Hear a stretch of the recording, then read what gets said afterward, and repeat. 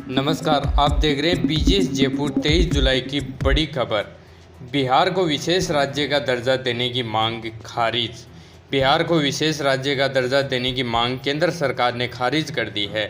JDU सांसद रामप्रीत मंडल के सवाल पर केंद्रीय वित्त राज्य मंत्री पंकज चौधरी ने कहा कि विशेष राज्य का दर्जा राष्ट्रीय विकास परिषद एनडीसी के पैमानों के मुताबिक दिया जाता है। इनमें पहाड़, दुर्गम क्षेत्र, कम जनसंख्या, आदिवासी इलाका, अंतर्राष्ट्रीय बॉर्डर, प्रति व्यक्ति आय और कम राजस्व जैसे मानक शामिल हैं। संसद में नीट पर हंगामा।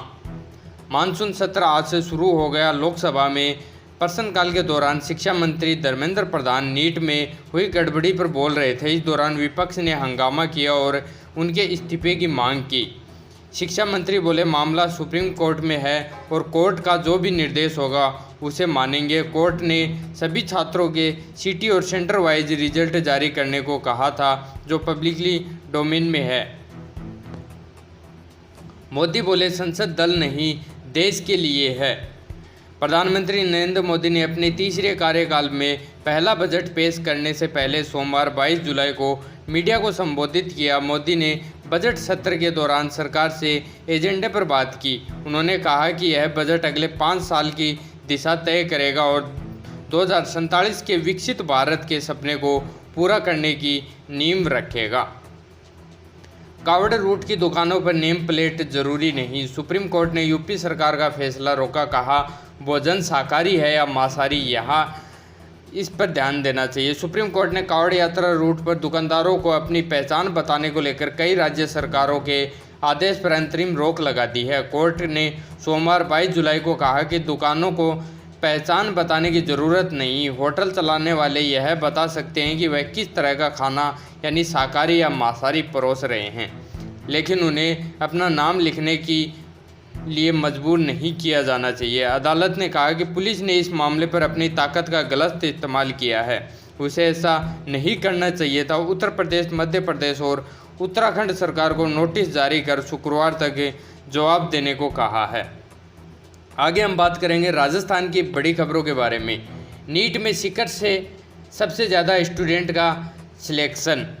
नीट विवाद पर सुप्रीम कोर्ट में 40 से ज़्यादा याचिकाओं पर सीजेआई डीवाई चंद्रचूड़ की बेंच के सामने सुनवाई खत्म हुई। सुनवाई के दौरान राजस्थान के नीट सेंटर्स पर भी सवाल उठे। सीनियर एडवोकेट नरेंद्र हुड्डा ने सवाल उठाया कि देश में औसत एक सेंटर पर नीट के लिए सिलेक्शन 0.6% है, लेकिन अकेले सीकर में यह करीब 25% हो गया है। संभवतः सीकर से सबसे ज़्यादा स्टूडेंट्स का नीट में सिलेक्शन हुआ है। डॉक्टर सामरिया होंगे जेएलएन मेडिकल कॉलेज के नए प्रिंसिपल। कहा, देश भर के लिए होगा मॉडल, स्टूडेंट्स के लिए करेंगे कई नवाचार। अजमेर के जवाहरलाल नेहरू मेडिकल कॉलेज के नए प्राचार्य डॉक्टर अनिल समरिया होंगे। करीब 20 साल से डॉक्टर समरिया जेएलएन हॉस्पिटल में अपनी सेवाएं दे रहे हैं। अब तक डॉक्टर वीर Bahadur Singh JLN medical college के प्रिंसिपल थे। एनएसयूआई ने खून से मुख्यमंत्री को लिखा पत्र। छात्र संघ चुनाव करवाने की मांग। रक्त क्रांति से आंदोलन की दी चेतावनी।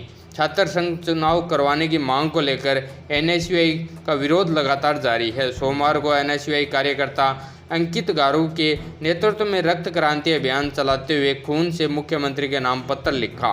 कार्यकर्ताओं ने मुख्यमंत्री को पत्र लिखकर छात्र संघ चुनाव बहाली करने की मांग की है। स्कूलों में 26 जुलाई को एक साथ राष्ट्रीय गान होगा। कारगिल विजय दिवस के गौरवशाली पलों को समर्पित कार्यक्रम। पड़ोसी देश पाकिस्तान को कारगिल युद्ध में हराने के गौरवशाली क्षणों को याद करते हुए राज्य के सभी सरकारी और प्राइवेट स्कूल में 26 जुलाई को एक साथ एक स्वर में राष्ट्रीय गान गाया जाएगा। देश में राजस्थान पहला राज्य होगा जो कारगिल विजय दिवस पर इतना बड़ा आयोजन करने जा रहा है। बिजली कटौती से ग्रामीणों में गुस्सा। अनिश्चितकाल पड़ाव की चेतावनी। बोले, बिजली सप्लाई में भेदभाव कर रही है राज्य सरकार। झुंझुनू में बिजली कटौती से परेशान ग्रामीणों ने सोमवार को अखिल भारतीय किसान महासभा के नेतृत्व में सहायक अभियंता कार्यालय चन्नाना व विरोध प्रदर्शन किया। नारेबाजी कर कटौती बंद करने की मांग की।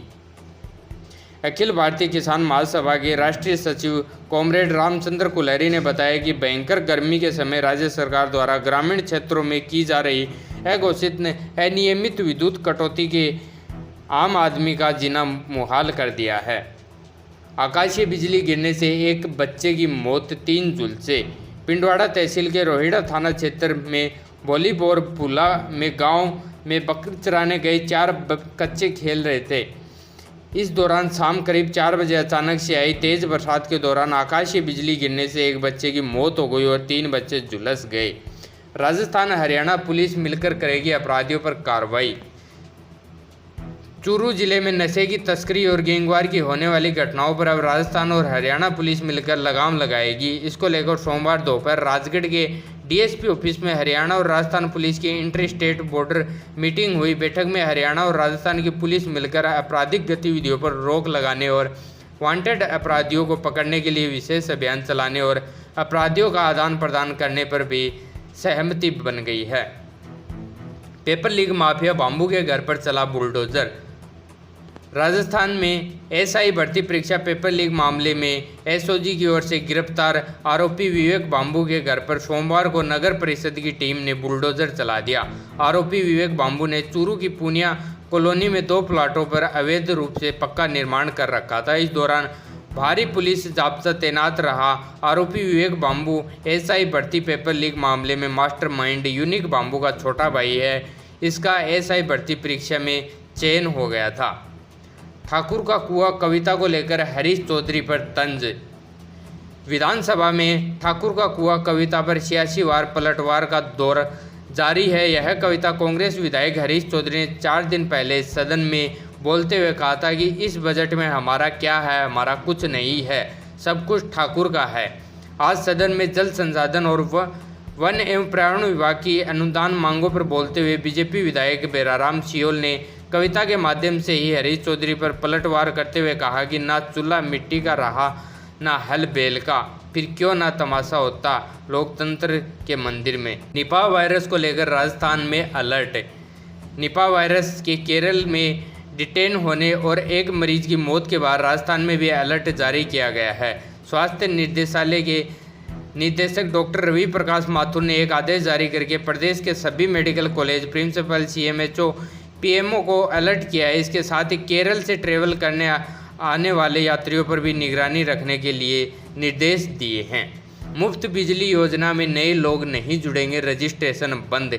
गहलोत सरकार की लोककुलवावन योजनाओं को भजनलाल सरकार ने समेटना शुरू कर दिया है। गहलोत राज में शुरू की गई फ्री स्मार्टफोन योजना फिलहाल स्थगित है। वहीं 100 यूनिट बिजली फ्री देने की स्कीम से अब नए लोगों को नहीं जोड़ा जाएगा।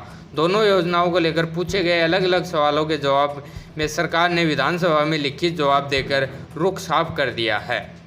पुलिस ने छात्रों को थप्पड़ मारी, लाठियों से पीटा। जोधपुर के जय नारायण यूनिवर्सिटी के बाहर प्रदर्शन कर रहे छात्र नेताओं को पुलिस ने बुरी तरह से पीटा। पुलिसकर्मियों ने छात्रों के थप्पड़ लात मारी और लाठियों से पिटाई की। सड़क पर घसीटा। प्रदर्शन कर रहे 5 स्टूडेंट की तबीयत भी बिगड़ गई। वहीं 5 छात्रों को पुलिस ने हिरासत में ले लिया। दोस्तों, यह थी आज की बड़ी खबर। रेगुलर खबर देखने के लिए चैनल को सब्सक्राइब करें। धन्यवाद।